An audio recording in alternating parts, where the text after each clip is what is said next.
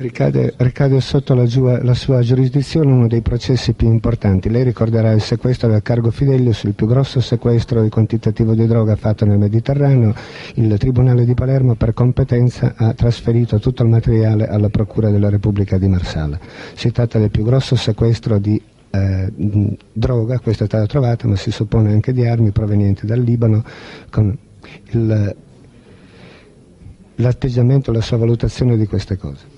Il Mediterraneo come mare infestato. Il processo è pervenuto recentemente alla mia procura, che si è limitata a trasmetterlo al Tribunale, perché il processo è venuto per il dibattimento, è stato già istruito. Ne abbiamo iniziato immediatamente lo studio. Il fatto che il Mediterraneo fosse il centro del traffico internazionale di droga non emerge soltanto da questo processo, emerge da tutte le indagini fatte soprattutto a Palermo, alle quali si rileva che la Sicilia, che sta nel centro del Mediterraneo, è il crocevia di questo traffico.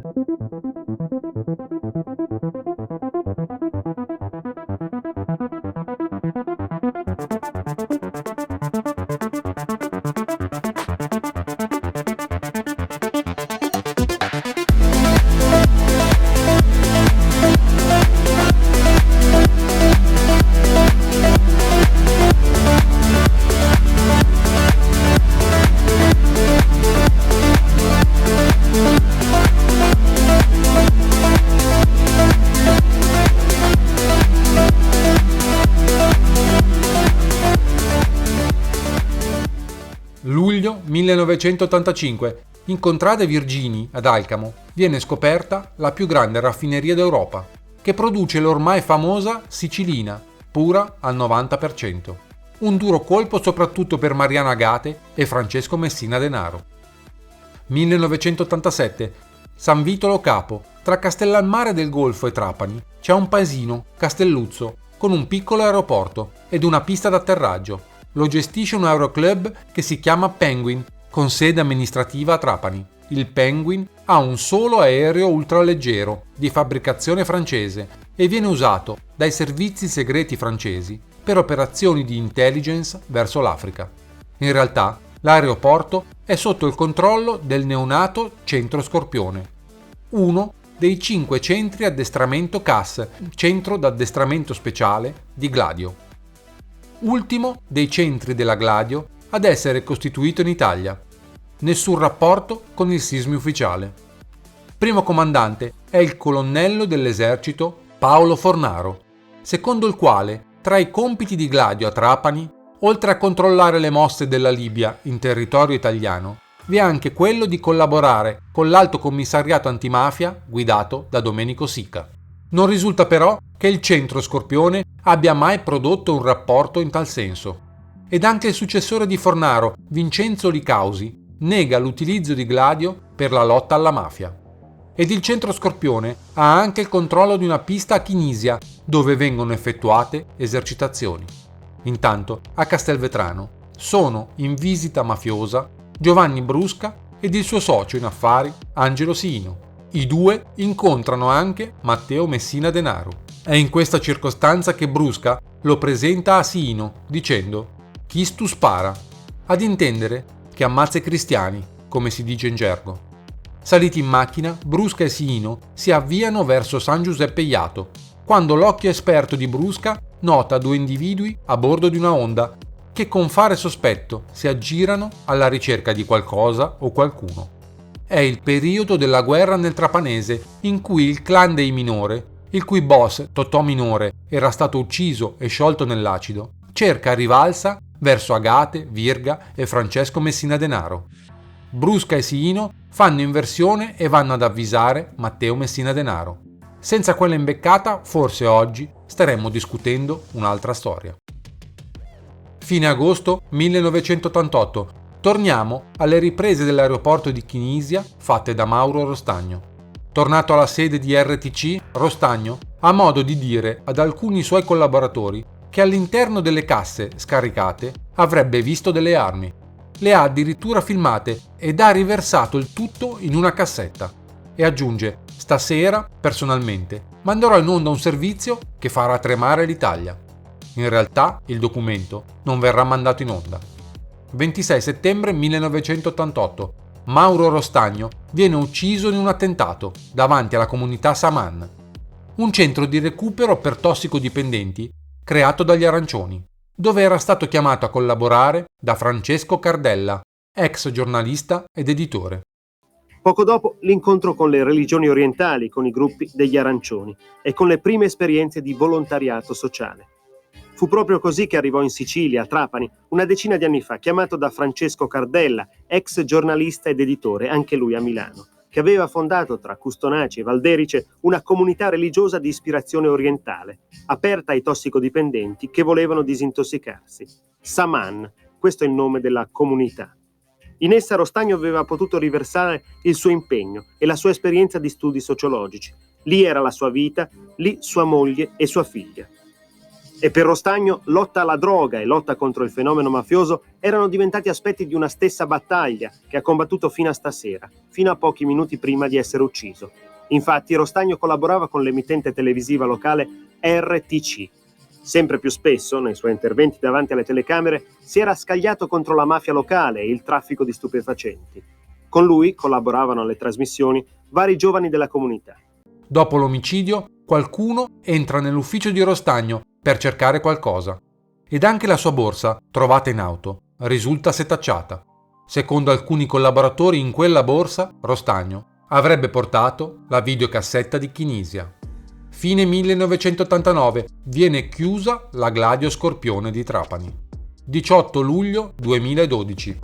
Al processo sulla morte di Mauro Rostagno, il controverso faccendiere siciliano Francesco Elmo, super testimone nell'inchiesta della procura di Torre Annunziata Check to Check sul traffico internazionale d'armi e preziosi, sostiene di aver preso parte a una struttura segreta vicina al Sismi e al SISDE di cui avrebbero fatto parte anche i poliziotti Natale Mondo, Emanuele Piazza ed il colonnello Mario Ferraro, oltre ad altri da lui non identificabili.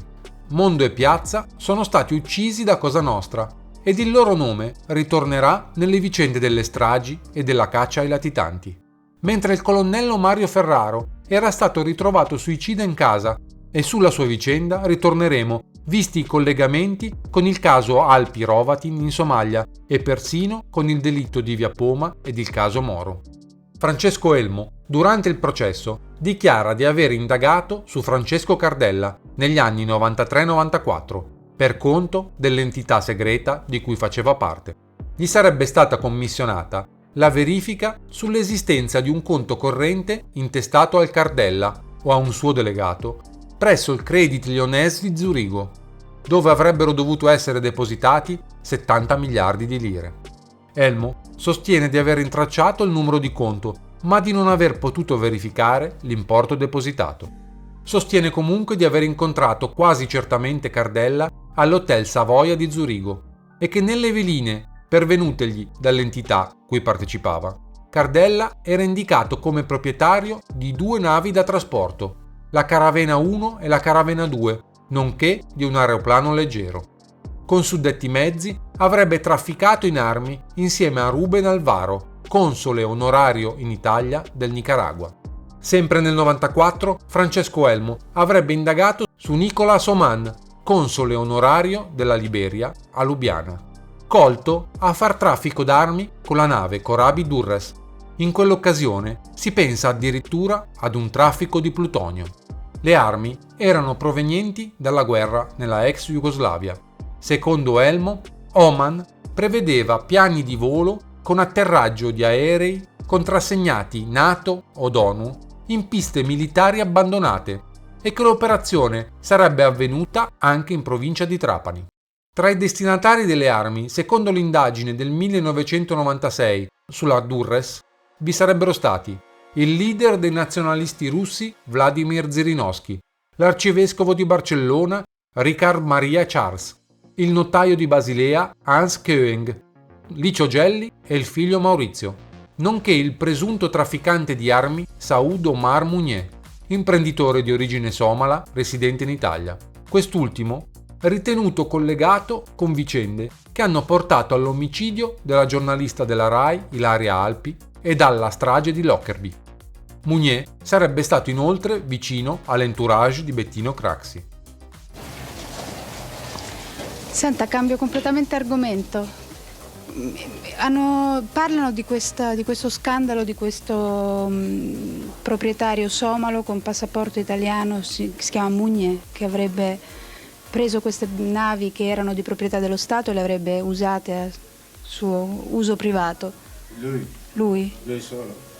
Lui con altre persone. Io le chiedo di spiegarmi che cosa è successo. Beh, durante il collasso lui era a capo di questa flotta, una internazionale che si chiama Shifco. Ed era una proprietà praticamente del Siad Barre. E lui li faceva l'amministratore.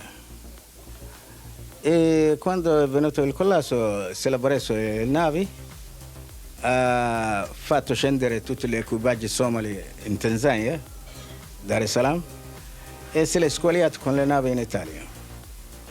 Parte di questa proprietà apparteneva ad una società italiana. E la società in collisione con Mounier, perché Mounier non era niente e non è niente tuttora. È la società che manovra. Sai il nome della società? Il nome? E la conosce? Io no. Comunque la trovi. Sempre nel 1996, Francesco Cardella viene accusato di essere l'assassino di Rostagno e fugge in Nicaragua. Nel paese del Centro America diventa amico del presidente Daniel Ortega e proprietario dell'intero pacchetto azionario della società Mazapa Beach Resort, proprietaria di un resort e di un grande appezzamento di terra di 1 migliaio di ettari.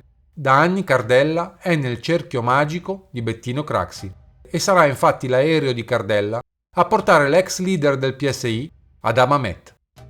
Rientrato in Italia, morirà nel 2011 a 71 anni, ambasciatore del Nicaragua in Arabia, lasciando un buco di 9 milioni di euro alla comunità Saman.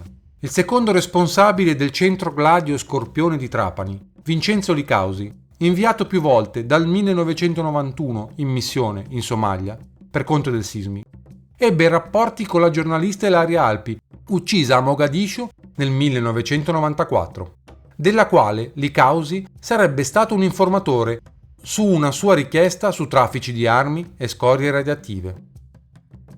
4 mesi dopo la morte del Licausi e 6 giorni prima dell'assassinio della Alpi, il comando SIOS della Marina Militare della Spezia inviò un dispaccio col quale fu ordinato a tale Jupiter, alias Giuseppe Cammisa, autista di Cardella, di lasciare immediatamente la zona di Bosaso a causa di presenze anomale. Licausi muore nel paese africano in un agguato nel novembre 1993 a Balad, durante la missione Ibis 2, nel corso di un'imboscata tesa da alcuni militanti somali, ai danni della vettura su cui viaggiava con un commilitone. Le dinamiche dell'agguato non sono ancora del tutto chiare, anche perché il giorno dopo avrebbe dovuto far ritorno in Italia per comparire davanti al giudice Felice Casson in merito a Gladio e al traffico di armi e scorie nucleari in Somalia. Per l'omicidio a Rostagno è stato scagionato Francesco Cardella e sono stati ritenuti responsabili Vito Mazzara, capo della cosca di Valderice, legato al boss Vincenzo Virga, il mandante Francesco Messina Denaro.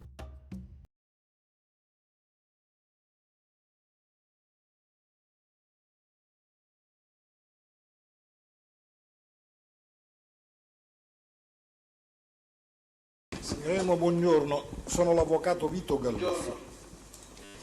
Senta, io devo farle alcune domande in ordine e sull'omicidio Rostagno, ma soprattutto su dichiarazioni che lei ha reso nel tempo alla Procura della Repubblica di Trapani.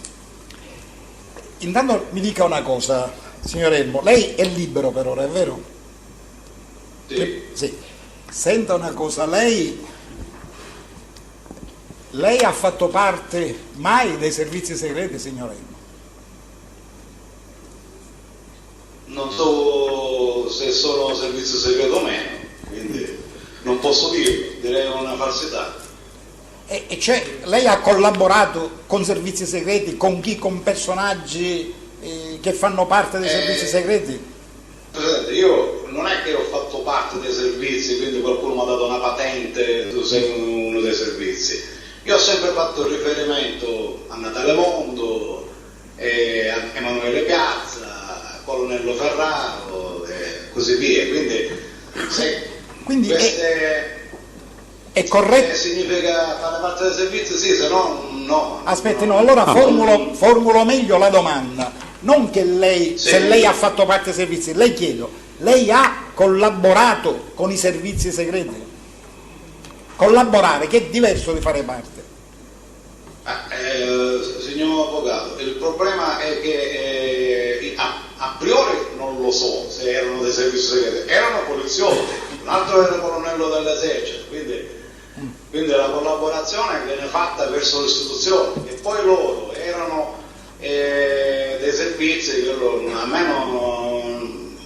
Lei... Se mi era noto all'epoca, cioè non mi è noto adesso, ma non mi era noto esplicitamente all'epoca. E lei questo l'ha già dichiarato, quindi all'epoca non sapeva, ma poi ha preso successivamente che erano servizi segreti e di quale... Dopo le vicissitudini... Sì, prego. Veda, signor Avvocato, le rispondo velocemente. Dopo, prima la carcerazione e poi l'omicidio della buonanima di Natale Mondo, io ho avuto una crisi personale che sì, è un po' diciamo quindi sono andato via da Palermo lasciando 26 materie di ingegneria, perché ero iscritto all'università della facoltà di ingegneria e praticamente non sono più manco laureato, cioè sono andato via da Palermo per una crisi di identità. Sì.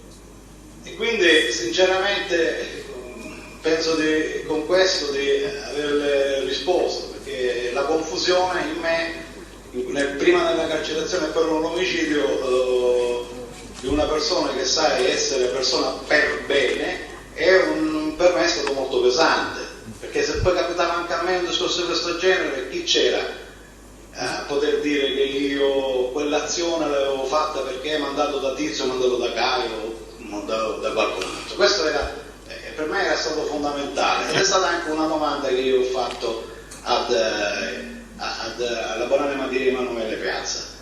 E su certi aspetti, quando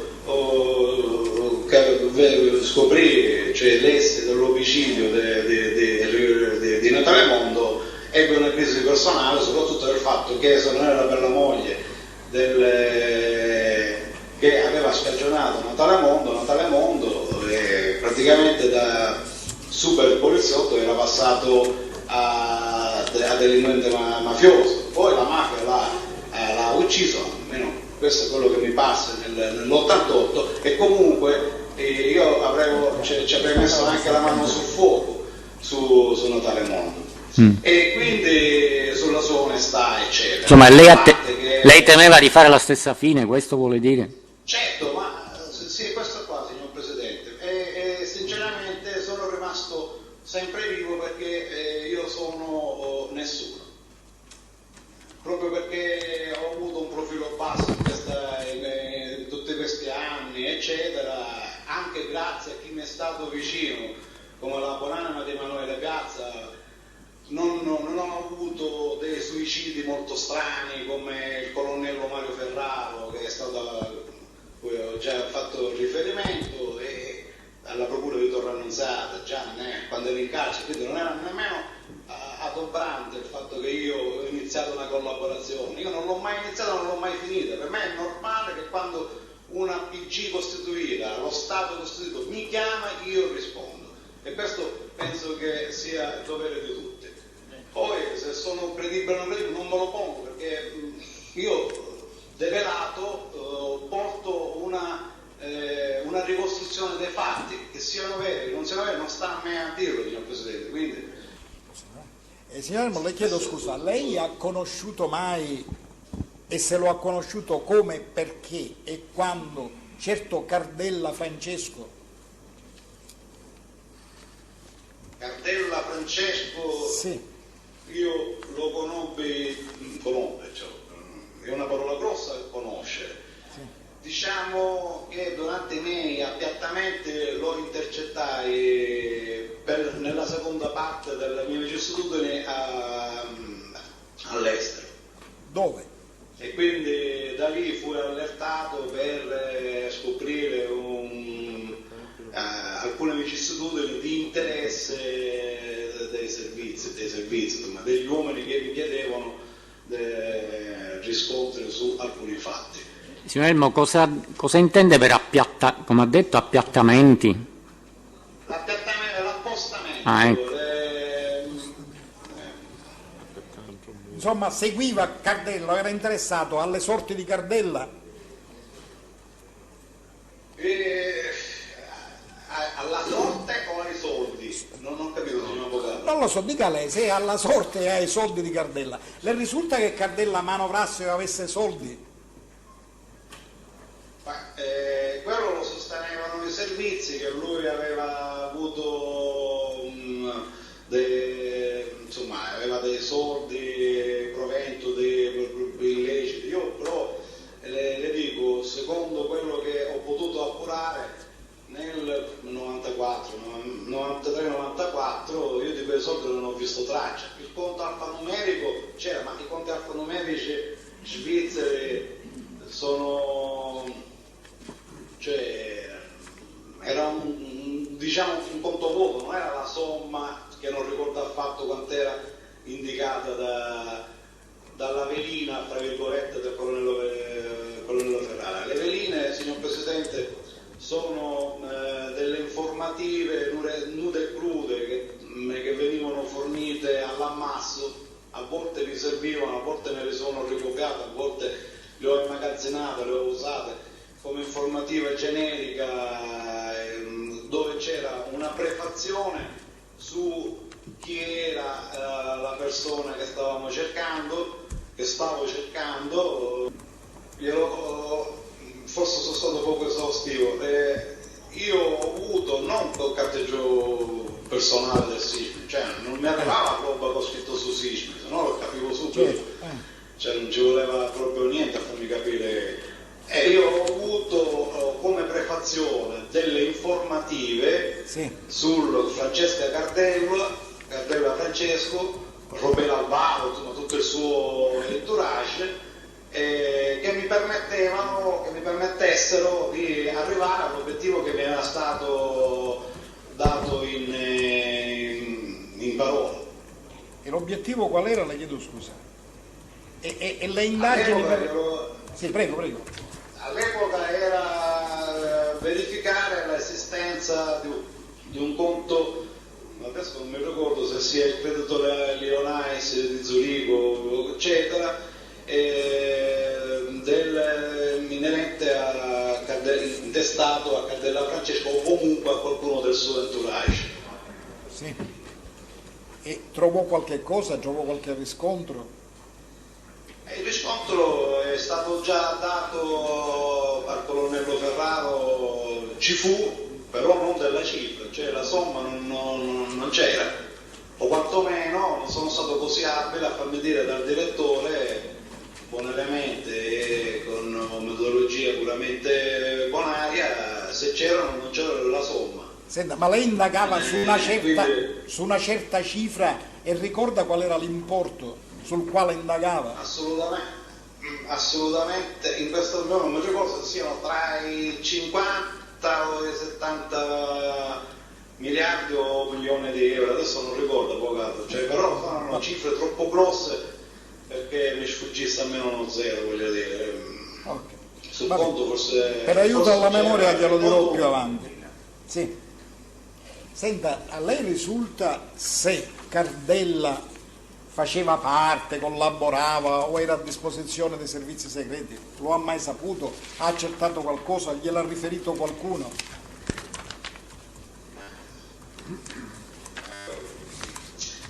Veda, signor avvocato, signor Presidente, è un po' contorto il discorso dei definire dei servizi segreti o altro. Nelle prefazioni a conoscenza della persona, chiaramente io devo intercettare e appiattirmi dietro un personaggio che non conosco, cioè che avrò visto all'epoca di Gaspare Nuccio in università o i centri sociali che io frequentavo nell'85, 86, 87 per altri fatti. E quindi mi sembra strano che una persona di questo genere mi venga rappresentato avere un aeroplano leggero, due navi, Caravena 1 e Caravena 2, non me lo dimentico mai, o essere implicato nella scomparsa della Silver, della Durres e così via. Cioè, ti viene in mente, l'hai lasciato ai centri sociali di Palermo, te lo ritrovi come personaggio potenzialmente pieno di denaro, comunque così. Ecco, allora lì è scaturito il mio soprattutto interesse di conoscitivo più che altro. Senta, lei e soprattutto era per conoscere anche la persona, le modalità, cioè se è una persona che non ha soldi non lo vada a cercare al Grand Hotel Savoia, all'Hotel H a Zurigo, lo vada a cercare in periferia, non so. E la persona che incontrò all'Hotel Savoia era Cardella Francesco o no? La buonanima del colonnello Mario Ferraro e del fantomatico Di Maggio dissero che era verosimilmente Cardella, ma che comunque avrebbero approfondito perché era un periodo critico per lui. Non so altro, sinceramente. Mi fu dato, poi giustamente c'è tutta la storia lì di cui io ho solo riferito. Io, signor Presidente, signor Avvocato, io riferisco. Sbagliato o giusto, non mi pongo il problema della credibilità, perché c'era un posto che ho letto, ho riportato giusto, ho riportato sbagliato, non lo so. Chiaramente io offro quello che ho letto, quello che ho studiato e quello che ho, senza per nulla pretendere, voglio dire. E cosa ha letto lei su Cardella? Cosa ha letto, signore?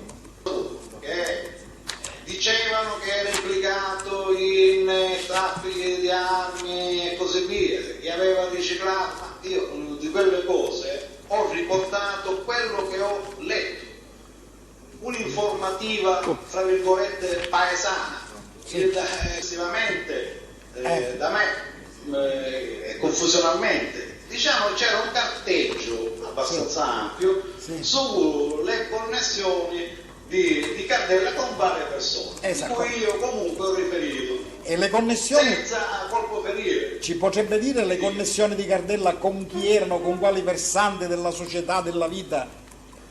Che cosa ci facesse con la Caravena 1, la Caravena 2? Cosa ci faceva? Cosa ci faceva con la Caravena 1 e 2? Cosa le risulta che facesse? Quello che veda, signor Avvocato, quello che suppongo io che lui ci facesse non è possibile riferirlo perché non c'è un confronto, purtroppo, che lui è morto.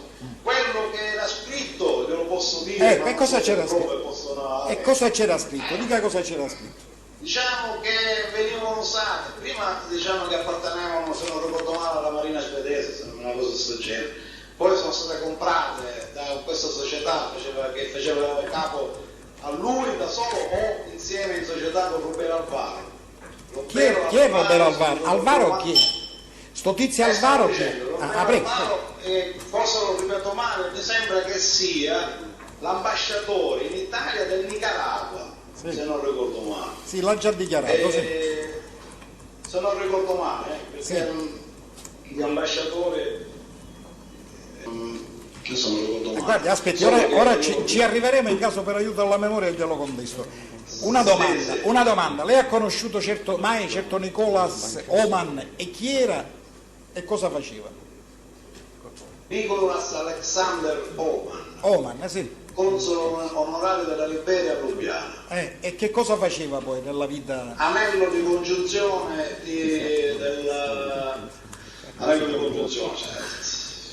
si dedicava a spedire un po' di armamenti rimasti dalla guerra croata in giro per il mondo. Sì. Tramite la nave Durres. Esatto.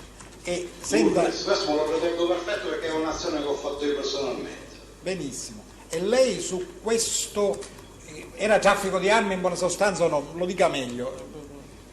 Non ho capito, avvocato. Cioè lei ha parlato di traffico di armi o no? Cosa voleva dire dicendo armi? Sì, traffico di armi. Sì. E lei ha preso... Le armi sono quelle che sono rimasti in Slovenia con la prima guerra slovena, cioè i serbi ritirati hanno lasciato le armi slovene. Senta, lei ha appreso come avveniva questo trasporto e traffico di armi? 4. Inizio, fine fondo. Io sono stato in collegamento con un grande intermediario del traffico di armi a nome Nicola Somen. Questo lei l'ha già detto e ora, per aiuto alla sua memoria, le contesto. Questo nel 1994 mi consegnò un piano di volo. Lei parla dei fax da me intercettati presso l'ufficio di Nicola Soman a Lubiana. Io ho preso dei fax notice che arrivavano allo studio di Nicolas Alexander Oman, riguardante la nave Durres, adesso saranno 20 anni, riguardante quella nave lì, che era piena di armi e piani di volo concernente sempre armi. Aiuto alla sua memoria, allora facciamo una cosa, signore, per aiuto alla sua memoria le contesto ricordandole che lei, e continuo l'altra pagina, questi nel 1994, cioè fa riferimento e continua con Nicola Soman, mi consegnò un piano di volo che prevedeva un atterraggio di un aereo militare recante contrassegni della NATO o dell'ONU in una pista militare abbandonata posta vicino alla base militare NATO di Siconella.